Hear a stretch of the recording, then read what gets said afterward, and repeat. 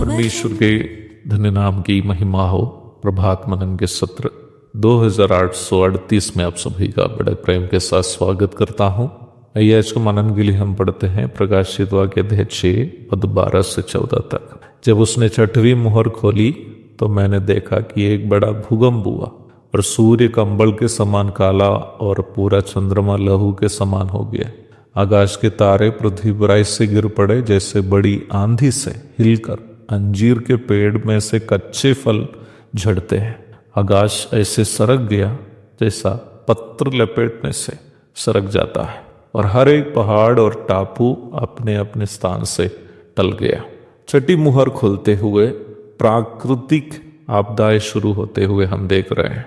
प्रथम 5 मुहर के खुलने पर परमेश्वर मानुषिक गतिविधियों को अपना लक्ष्य की पूर्ति के लिए उपयोग करते हुए हम देख रहे थे, परंतु यहाँ 6ठी मुहर के खुलने पर परमेश्वर स्वयं कार्य करते हुए हम देख रहे हैं। इस संदर्भ पर सुसमाचार के लेखक संत लूका अपने सुसमाचार में इस प्रकार लिखता है। सूरज और चांद और तारों में चिन्ह दिखाई देंगे और पृथ्वी पर देश देश के लोगों को संकट होगा, क्योंकि वे समुद्र के गरजने और लहरों के कोलाहल से घबरा जाएंगे। भय के कारण और संसार पर आने वाली घटनाओं की बाट देखते देखते लोगों के जी में जी न रहेगा, क्योंकि आकाश की शक्तियां हिलाई जाएगी। लूका रचित सुसमाचार के इन पदों से मेरा थोड़ा ज्यादा प्यार है। सन 2004 दिसंबर 26 तारीख को बिहार का मुजफ्फरपुर जिले के मोतीपुर नामक छोटा सा कस्बे में मैं अपने डेरे में बैठा हुआ था। उन दिनों में मेरा विद्यार्थी एवं आत्मिक पुत्र एलन भी मेरे साथ रहता था। कुछ देर में जरा घबराहट के साथ एलन अखबार लेकर मेरे पास आया। उन्होंने मुझसे कहा, सर लगता है कि दुनिया में कोई भयानक घटना घटी है। मैंने उनके हाथ से टाइम्स ऑफ इंडिया अखबार लेकर उसके आगे वाले पृष्ठ के शीर्षक की ओर देखा। एक अपरिचित शब्द मैंने वहां देखा जिसका स्पेलिंग TSUNAMI था, जिसे सुनामी पढ़ा जाता था। बाद में मुझे पता चला कि ये एक जापानी शब्द है। अखबार से मेरी आंखें गुजरते वक्त मैंने समझा कि हिंद महासागर की गहराइयों में बड़ा भूकंप हुआ और निम्न भूकंप से उत्पन्न लहरें न केवल इंडिया और श्रीलंका बल्कि इंडोनेशिया से ऑस्ट्रेलिया और पूर्वी अफ्रीकाई देशों तक 18 से अधिक देशों तक इसकी हमला हुई और लोगों के जान तथा माल को क्षतिग्रस्त कर दिए। केवल इंडोनेशिया में 1,30,000 लोगों की जान इस सुनामी के कारण चली गई। कहा जाता है कि पूरे लगभग 3 लाख लोग इस सुनामी के कारण मारे गए थे। जब मैं अखबार पढ़ रहा था, मेरे मन में लूका 21:25 याद आई। पृथ्वी पर देश देश के लोगों को संकट होगा, क्योंकि वे समुद्र के गर्जने और लहरों के कोलाहल से घबरा जाएंगे।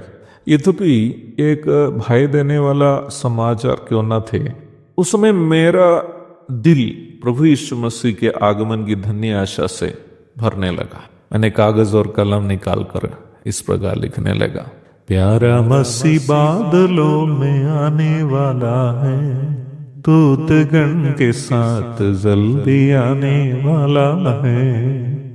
आगे मैंने इस प्रकार लिखते गया, तुरही की आवाज जब सुना करेंगे, मरे सभी संत जन जी उठेंगे, हम में से फिर जो भी बचे रहेंगे नए शरीर क्षण में ही प्राप्त करेंगे, फिर हम सब मिलकर ही चले जाएंगे, दूतगण के साथ हम भी चले जाएंगे।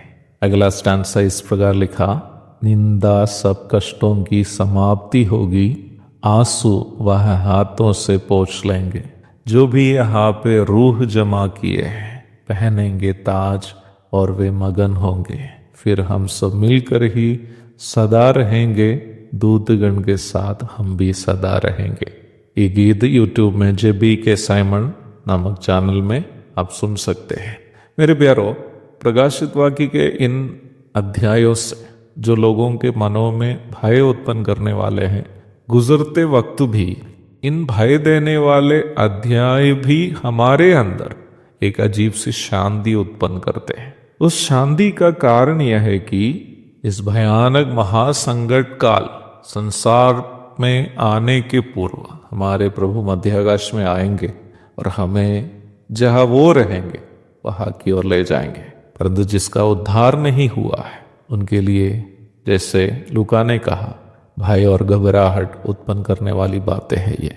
मेरे प्यारो, महासंकट काल का दूसरा हिस्सा भयानक प्राकृतिक आपदाओं से भरा एक समय होगा। प्रभु की इच्छा हुई अध्ययन कल भी जारी रहेगा। प्रभु आप सबको आशीष दे। आमीन।